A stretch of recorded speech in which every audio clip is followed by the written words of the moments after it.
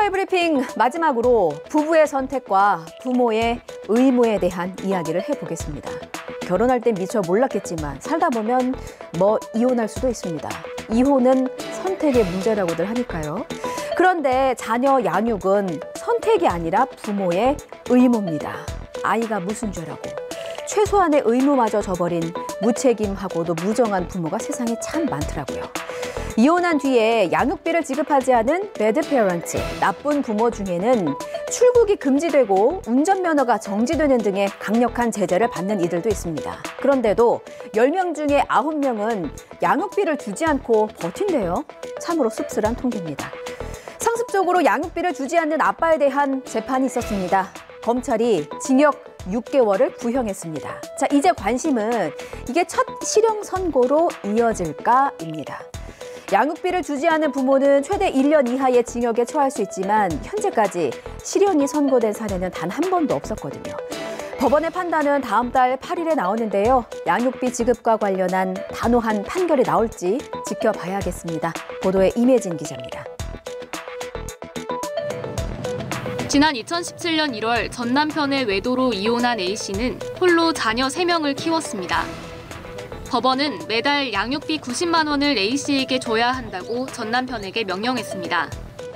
하지만 전 남편은 양육비 6천여만 원 가운데 3,800만 원을 주지 않고 버텼습니다.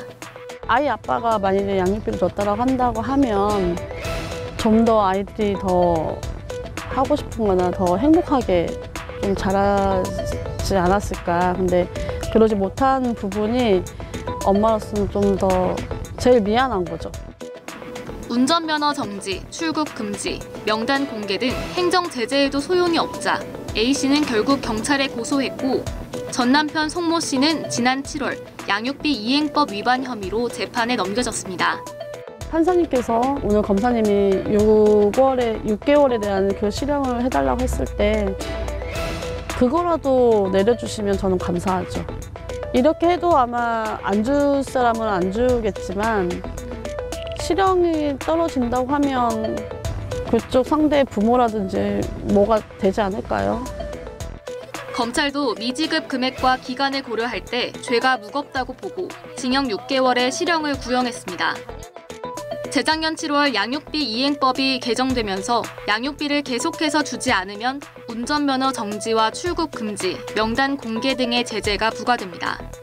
하지만 양육비 미지급으로 제재를 받은 사람이 지난 8월까지 772명에 달하는데 이 가운데 91%인 703명은 여전히 버티고 있다는 점에서 제재의 실효성에 의문이 제기됩니다.